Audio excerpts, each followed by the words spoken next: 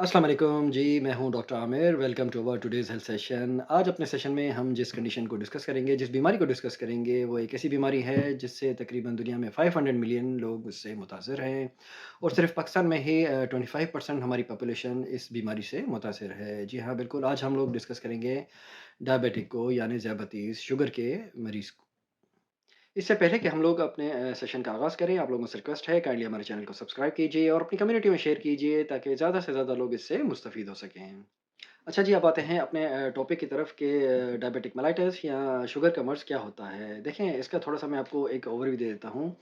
होता ये है कि हमारा जिस्म एक तरह का एक हार्मोन पैदा करता है जिसको हम लोग इंसुलिन कहते हैं। हम जब खाना खाते हैं जो कि मुख्तलिफ़ किस्म के होते हैं जिसमें फ्रूट शामिल हैं, आपके मिल्क या डेयरी प्रोडक्ट शामिल हैं, स्टार्ची फूड शामिल हैं या वो फूड शामिल हैं जिनमें कार्बोहाइड्रेट्स की मिकदार बहुत ज़्यादा होती है ताकि वो हमारे जिस्म तक पहुँचकर एक एनर्जी का काम करें जिससे हमारी बॉडी मुख्तलिफ़ किस्म के काम सर अंजाम देती है।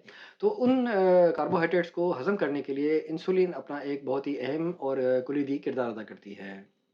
इसको आप यूँ समझें कि इंसुलिन जो है वो एक तरह से एक चाबी होती है उन दरवाज़ों की, उन मसल्स की, जिसको खोलकर वो इन कार्बोहाइड्रेट्स को उस मसल में पहुँचाती है और फिर वो मसल हमारे जिस्म के मुख्तलिफ़ काम सरअंजाम देते हैं।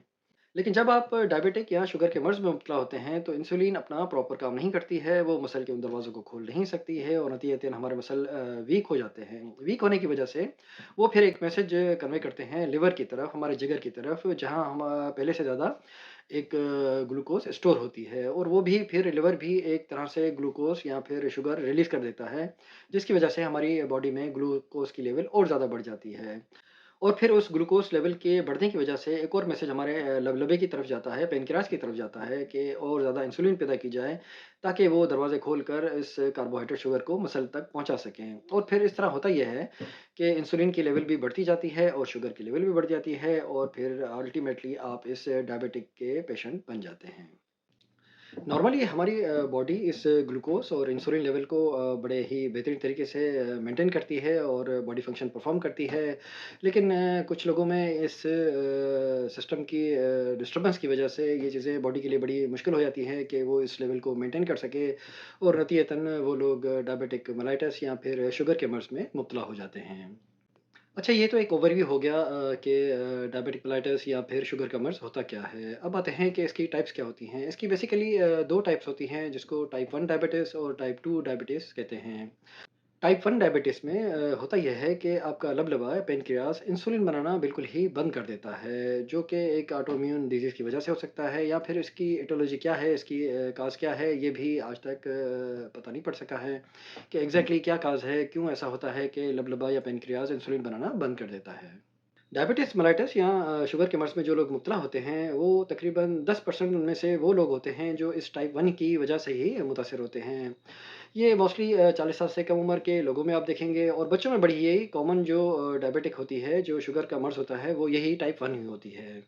टाइप 1 डायबिटीज़ में होता ये है कि जब आप खाना खाते हैं, वो खाना आपके मैदे के ज़रिए जब हज़म होकर आपके ब्लड स्ट्रीम या खून में शामिल होता है और फिर वो ग्लूकोज़ जब आपके मसल तक पहुँचता है, तो ये पॉसिबल नहीं होता उस मसल के लिए कि वो उस ग्लूकोज़ को एब्ज़ॉर्ब कर सके, चूँकि इंसुलिन की प्रोडक्शन ना होने के बराबर होती है। तो नतीजा ये निकलता है कि बॉडी उस ग्लूकोज़ को ख़ारिज करने के लिए पेशाब का रास्ता लेती है और जब पेशाब के ज़रिए वो ग्लूकोज़ ख़ारिज होता है, तो उसके साथ-साथ काफ़ी पानी भी ख़ारिज हो जाता है, जिसकी वजह से आपको काफ़ी प्यास लगना शुरू हो जाएगी और चूँकि आपके मसल को ग्लूकोज़ नहीं मिल रहा है, तो उनमें भी एक थकन और फटीग की सूरत-ए-हाल पैदा हो जाती है। इसके अलावा चूँकि बार-बार आपको पेशाब आएगा तो आपके जेनिटल एरिया में भी एक किस्म की ख़ारिश और एक अनकम्फ़र्टेबल सूरत-ए-हाल एक पैदा हो जाती है। इसके अलावा आपकी आँखों में भी एक किस्म का पानी जमा होता है जिसकी वज़ह से आपकी नज़र भी मुतासिर होती है। या फिर अगर आपको कोई चोट वग़ैरह लग जाती है और फिर उसकी हीलिंग प्रोसेस जो है वो भी काफ़ी टाइम लेता है क्योंकि उसमें भी ग्लूकोज़ की लेवल ज़्यादा होती है, बैक्टीरियल या इन्फेक्शन होने के चांसेस उस ज़ख्म के एरिया में बढ़ जाते हैं। जिसका नतीजा एक डायबिटिक फुट की सूरत में भी निकलता है। लेकिन बॉडी को चूँकि एक तरह से एनर्जी चाहिए होती है, जो उसको नहीं मिल रही होती है इस डायबिटिक या शुगर के मर्ज़ की वजह से, तो फिर नतीजतन बॉडी जो है वो ये अपनी एनर्जी बॉडी के दूसरे फैट से हासिल करना शुरू कर देती है, जिसकी वजह से आपका वेट लॉस हो जाएगा, आपका वज़न कम हो जाता है। ये तो हो गई इन्फॉर्मेशन टाइप 1 के हवाले से। अब आते हैं कि टाइप 2 डायबिटीज़ क्या होती है? ये थोड़ी-सी कॉम्प्लेक्स होती है एज़ कंपैरेटिवली टाइप 1 के। टाइप 2 से ज़्यादातर वो लोग मुतासर होते हैं जिनकी उम्र 25 साल से ज़्यादा होती है। टाइप 2 डायबिटीज़ में होता ये है कि या तो आपका लबलबा पैंक्रियाज़ इतनी इंसुलिन पैदा नहीं कर पा रहा होता है जितनी बॉडी को ज़रूरत होती है, या फिर जो इंसुलिन पैदा हो रही होती है वो प्रॉपर तरीके से काम नहीं कर रही होती है। टाइप 2 में इंसुलिन अपना प्रॉपर काम इसलिए नहीं कर पाती है कि उसकी एक तो वजह ये हो सकती है कि या तो आपके जिस्म में फ़ैट की मिकदार बहुत ज़्यादा है, या फिर वो लोग जिनका वेट काफ़ी ज़्यादा होता है, वहाँ पर भी ये इंसुलिन अपना प्रॉपर काम नहीं कर सकती है।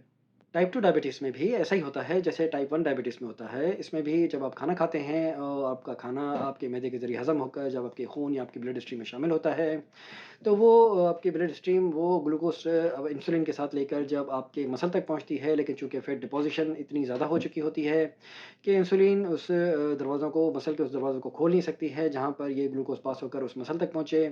तो नतीजतन ये निकलता है कि आपके जिस्म में इस इंसुलिन या ग्लूकोज़ की लेवल बढ़ जाती है। और ये सिचुएशन और ज़्यादा ख़राब हो जाती है उस वक़्त जब आपकी बॉडी को ग्लूकोज़ की ज़रूरत होती है, लेकिन इंसुलिन चूँकि अपना काम नहीं कर पा रही होती है उस फैट डिपोज़िशन की वज़ह से, और फिर ये आपके जो मसल हैं, आपके लिवर को, आपके जिगर को एक मैसेज कन्वे करते हैं कि ग्लूकोज़ की लेवल को बढ़ाया जाए, और फिर लिवर भी ग्लूकोज़ रिलीज़ कर देता है आपके ब्लड स्ट्रीम में। तो नतीजा ये निकलता है कि आपके जिस्म में ग्लूकोज़ और इंसुलिन की लेवल बढ़ती जाती है और एक ख़तरनाक स्टेज क्रिएट कर देती है। टाइप 2 डायबिटीज़ की जो सिम्पटम्स हैं वो कमोबेश वही हैं जो टाइप 1 की होती हैं। इसमें भी आपकी आँखों में एक पानी आ जाएगा, जहाँ आपकी नज़र जो है वो मुतासिर होगी, आपको प्यास लगेगी, एक थकन का एहसास होगा, आपका वज़न भी कम हो जाएगा।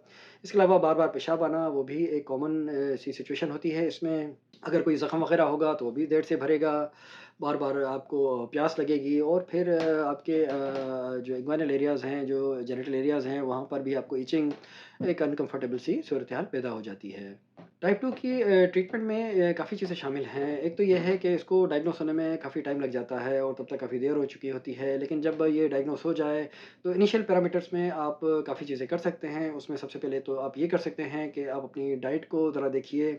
उस डाइट में कोई ऐसी चीज़ शामिल ना कीजिए जो कि इस ग्लूकोज़ के लेवल को बढ़ाने का सबब बने। मीठे से परहेज़ कीजिए जितना हो सके। इसके अलावा आप फ़िज़िकल एक्सरसाइज़ कीजिए, फ़िज़िकल ट्रेनिंग्स लीजिए, ताकि जो आपके जिस्म में एक्सेस फ़ैट है, वो डिज़ॉल्व हो सके। अपना वेट मेंटेन कीजिए, बीएमआई भी आपका डेफ़िनिटली अच्छा होना चाहिए। इसके अलावा फिर डेफ़िनेटली आपको मेडिकेशंस पे जाना पड़ता है, और उसके बगैर पॉसिबल नहीं है कि आप इस चीज़ को कंट्रोल कर सकें। इसकी मेडिसिन अवेलेबल हैं, आप डेफ़िनेटली किसी एंडोक्राइनोलॉजिस्ट से या फिर डायबिटोलॉजिस्ट से कंसल्ट करके इस चीज़ की ट्रीटमेंट ले सकते हैं।